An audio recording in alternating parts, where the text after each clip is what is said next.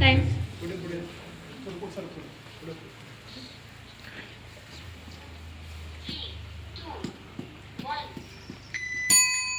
सोच को बदलो सितारे बदल जाएंगे, कि सोच को बदलो सितारे बदल जाएंगे, नजर को बदलो नजारे बदल जाएंगे। कश्तियां बदलने से कुछ नहीं होता मेरे दोस्त, कश्तियां बदलने से कुछ नहीं होता मेरे दोस्त। दिशा को बदलो किनारे बदल जाएंगे, दिशा को बदलो किनारे बदल जाएंगे। रसिक श्रोते हो नमस्कार।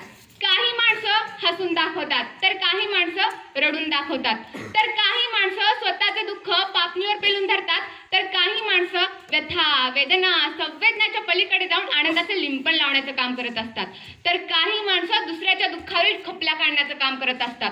समोर बसलेले काही प्रेक्षक समोरच्याला बोलताच येऊ नये यासाठी गप्प बसतात, तर तुमच्यासारखे प्रेक्षक मी स्टेजवर येत असताना जोरदार टाळ्या वाजवतात। आणि असे प्रेक्षक अशी काळाची गरज निर्माण करतात। याच काळाच्या गरजेतून माणसे ही वेगवेगळी असली तरी केवळ सत्ता केंद्रित ठेवून वर्तन करत असतात, आणि मग निष्ठेच्या ठिकऱ्या ठिकऱ्या उडतात, आणि मग प्लेटोने सांगितलेले आदर्श व्यक्तिमत्व स्वप्नवत वाटू लागते। परंतु याला एक अपवाद म्हणजे डॉक्टर शिवाजीराव पाटील निलंगेकर। प्रथम मी यांना विनम्र अभिवादन करते। ज्यांची संपूर्ण भारतात निष्ठावंत नेतृत्व म्हणून ओळख आहे ते तुम्हा आम्हाला डॉक्टर शिवाजीराव पाटील निलंगेकर। ज्ञाते वक्ते रसिक श्रोते आणि न्यायदानाचा तराजू हातात घेऊन बसलेल्या न्यायदात्यांना माझा मनपूर्वक नमस्कार। मी कुमारी पूजा भीमराव थोंटे, महाराष्ट्र विद्यालय चिंचोली सयाकांड इयत्ता 10वीची विद्यार्थिनी। विषय मांडत आहे निष्ठावंत नेतृत्व कर्मयोगी डॉक्टर शिवाजीराव पाटील निलंगेकर। कर्मयोगी म्हणजे केलेल्या कामाच्या फळाची इच्छा न बाळगणारे, यालाच कर्मयोग असेही म्हणतात। मित्रांनो, भाषाभ्यासात सरांनी जेव्हा मला समानार्थी विरुद्धार्थी शब्द शिकवले आणि मी जेव्हा निलंगेकरांबद्दल वाचलं तेव्हा मला निष्ठावंत या शब्दाचा दुसरा कोणता शब्द न आठवता डॉक्टर शिवाजीराव पाटील निलंगेकर हा शब्द आठवला। अहो लांबचं कशाला, इथंच बघा की साधं पंचायत समितीचं तिकीट मिळालं नाही म्हणून या पक्षातून त्या पक्षात उड्या मारणारे हजारो आपण बघतो, परंतु आयुष्याची 55 वर्षे एकाच पक्षाशी निष्ठेने राहणं ही काही खायची गोष्ट नाही। पक्षाने अनेक वेळा अन्याय केला, ज्यावेळी गरज होती नेमकी त्याच वेळी साथ दिली नाही, परंतु या निष्ठावंत नेत्याच्या मनात पक्षाबद्दल कधीही कटुता निर्माण झाली नाही।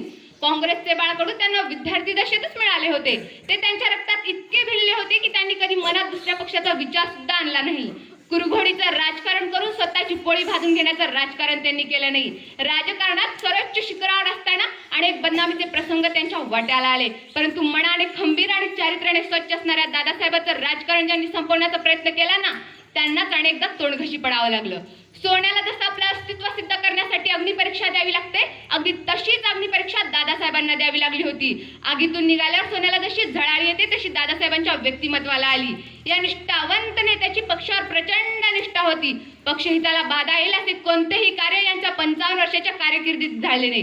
केवळ आणि केवळ आरोप झाल्यामुळे विना विलंब मुख्यमंत्री पदाचा राजीनामा भिरकावून दिला होता।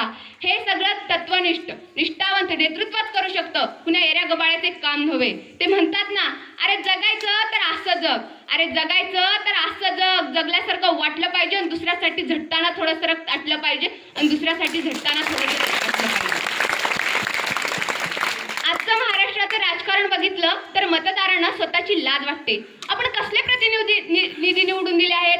कोणी नेता विधिमंडळात पत्ते खेळतो आहे तर कोणी शेतकऱ्याला भिकारी म्हणतो आहे, कधी कधी तर विधिमंडळाच्या परिसरातच हाणामाऱ्या सुद्धा होत आहेत। अशा या गढूळ वातावरणात हाच का तो सुसंस्कृत महाराष्ट्र असा प्रश्न तुम्हा आम्हाला पडल्या वाचून राहत नाही।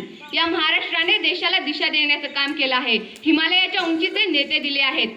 यशवंतराव चव्हाण ते विलासराव देशमुख इथपर्यंतच्या नेत्यांचा कालखंड म्हणजे निष्ठावंत नेत्यांचा कालखंड म्हणून आपल्याला दिसतो, आणि या सर्वाचे मुकुटमणी म्हणजे डॉक्टर शिवाजीराव पाटील निलंगेकर। यांच्यासाठी मी 2 लाईनी म्हणू इच्छिते, मंजिलें उन्हीं को मिलती है, मंजिलें उन्हीं को मिलती है जिनके सपनों में जान होती है, पंखों से कुछ नहीं होता साहब, कोशिशों से उड़ान होती है, कोशिशों से उड़ान होती है। मित्रांनो, महाराष्ट्रात जेव्हा जनता दलाचं सरकार आलं आणि त्या सरकारने दादासाहेबांना ऑफर दिली की तुम्ही जनता दलात सामील व्हा, आम्ही तुम्हाला कॅबिनेट मंत्री करू, परंतु ते दादासाहेब होते, निष्ठाच त्यांच्यासाठी सर्वस्व होती। त्यांनी ती ऑफर क्षणार्धात धुडकावून लावली। म्हणूनच म्हणावंसं वाटतं निष्ठा म्हणजे डॉक्टर शिवाजीराव पाटील निलंगेकर। मित्रांनो, आजचं महाराष्ट्राचं राजकारण म्हणजे कवी रामदास फुटाणे म्हणतात त्याप्रमाणे याप्रमाणे नेत्यांचा काढू मोठा फोटो, नेत्यांचा काढू मोठा फोटो, सुंदर त्याला फ्रेम करा, जोवरी सत्ता तोवरी भत्ता, जोवरी सत्ता तोवरी भत्ता, खुर्चीवरती प्रेम करा, खुर्चीवरती प्रेम करा. खरं तर मित्रांनो, बोलण्यासारखं खूप काही आहे आणि मला बोलावंही वाटत आहे, परंतु मला इशारा बिल मिळाली आहे म्हणून मी वेळेअभावी इथेच थांबते आहे. आणि शेवटी एवढंच म्हणेन, दगडालाही फुटेल पालवी शब्दामध्ये तेवढा प्रभाव पाहिजे, दगडालाही फुटेल पालवी शब्दामध्ये तेवढा प्रभाव पाहिजे. पुन्हा या महाराष्ट्राला निलंगेकरांच्याच विचारांचा वारसा पाहिजे, निलंगेकरांच्याच विचारांचा वारसा पाहिजे. खूप खूप आभार.